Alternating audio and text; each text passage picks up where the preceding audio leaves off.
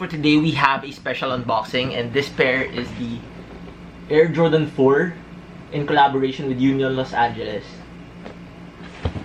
So itong pair na to, this was supposed to be an early look sana, pero unfortunately it was delayed shipping here in the Philippines.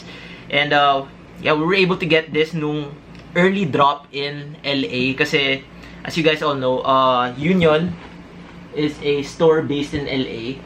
So, syempre, they showed love for the people that lives there. Yeah, nag-ano sila, locals only raffle. Like, the people that lives in LA lang yung mga pwede sumali. As in, kahit yung mga nasa borderline LA ata, hindi nila pinasali. So, yeah, more chances for the people that lives in LA makakuha ng pair. I'm a really big fan of what they did. Kasi, syempre, my family lives in LA. And, ayun, syempre, nakaswerte tayo. Nanalo tayo ng pair. Not one, but both colorways right here. And ipapakita ko to sa inyo in a bit. So, ayun, more kwento about how it released. Official drop date neto was August 29th, which released sa website nila, unionlosangeles.com. And, ayun, ang galing rin ng ginawa nila kung paano nila to ni-release. Ang ginawa nila sa website nila was may random question, sobrang random. As in, the question was, what color is an orange? Ayun.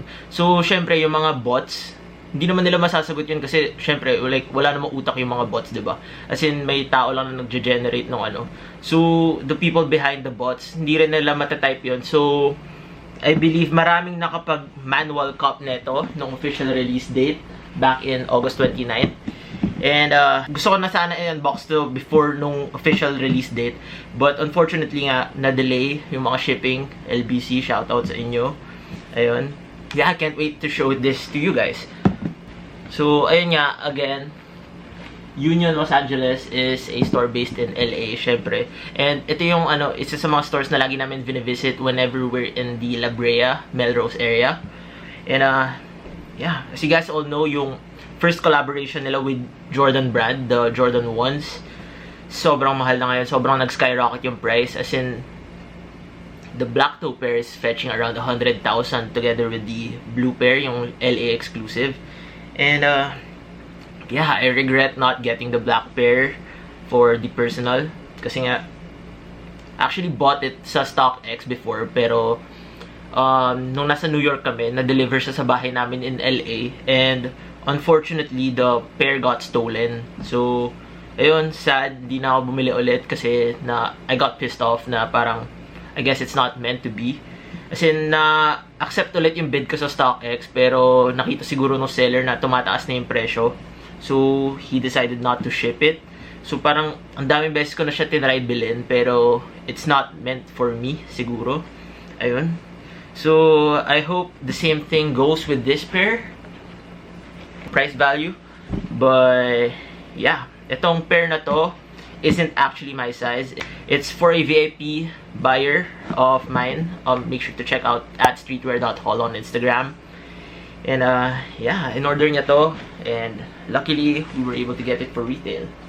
And this is his size 10.5, together with the other pair then. So yeah, can't wait to unbox this for you guys.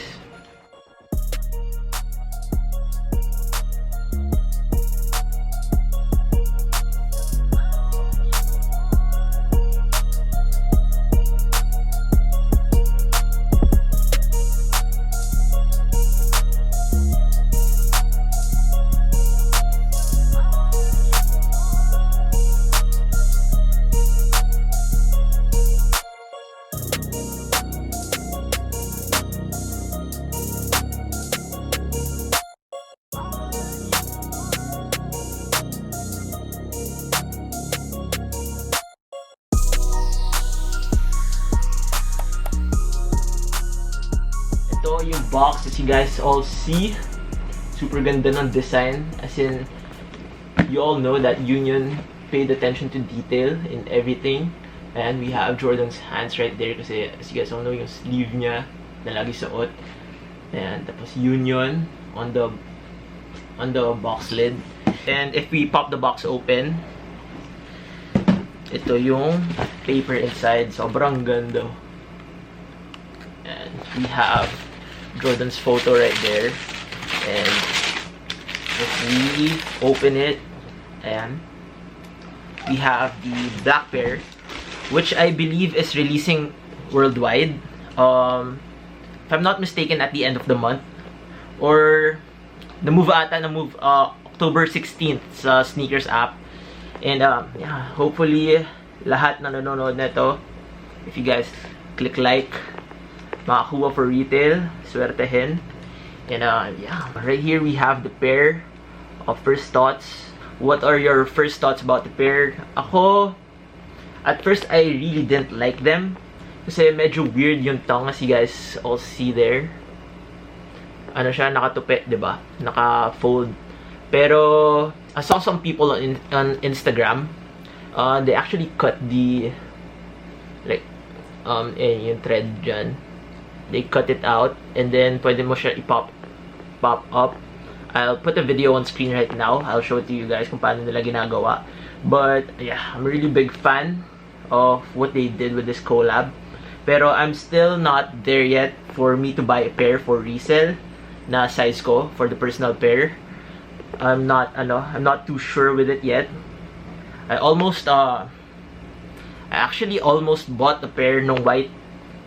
Papakita ko sa inyo in a bit kasi nung pinakita ni Jerry Lorenzo, ang ganda ng suot niya. Pero yeah, as you guys all know, pandemic ngayon. Make sure to spend your cash wisely. And yeah, first time yung narinig sa akin yun, diba? Kasi syempre nakikita nyo sa vlogs ko, sobrang gastos. Sobrang bili lang ng sneakers dyan, bili lang ng ano. Pero ngayon medyo strategic tayo with the pairs that we buy. And yeah, let me know your thoughts about this pair. This is the black pair. And I believe this is the same as the black toe pair ng Jordan 1, which is releasing in different locations. Unlike the other pair, which was the blue pair ng Air Jordan 1, yung LA exclusive. So ito, yung first colorway. We have the black, and I believe it's called the Noir, Noir colorway. And so yeah. So up next we have the other pair of Union Air Jordan 4s. And again, if we pop the box open, similar lang siya. We have the Air Jordan tissue paper. Ayan, maganda nga ng details. And right here we have the white pair, or the Guava Ice colorway. So ito, right here we have the white pair, which for me, if papapilian ako, ito yung pinili ko nung una. Pero looking at it now, parang mas pogi na tong black for me. Wala, ako kasi gusto ko yung yung medyo bright na colors kasi mas madali siya pormahan para sa akin. Hindi kasi ako ma-black na black sneaker kind of guy. And yeah, nung una ayoko talaga to. But looking at it now, mas trip ko na yung black kaysa dito sa Guava Ice colorway. But yeah, again, let me know down below in the comments what pair do you guys like more.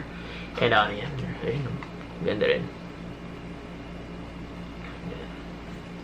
Right here we have the Guava Ice colorway. So again, I believe this is the LA exclusive pair. Ito yung pair na hindi ilalabas sa ibang bansa. Mas gusto nyo ba yung mas exclusive? Kasi syempre mas konti lang yung makakapagsuot. Or do you guys like the more general release one? Ito I believe don't quote me on this, pero ilalabas ata to sa Titan here in the Philippines. Abang na lang kayo ng mechanics nila with that.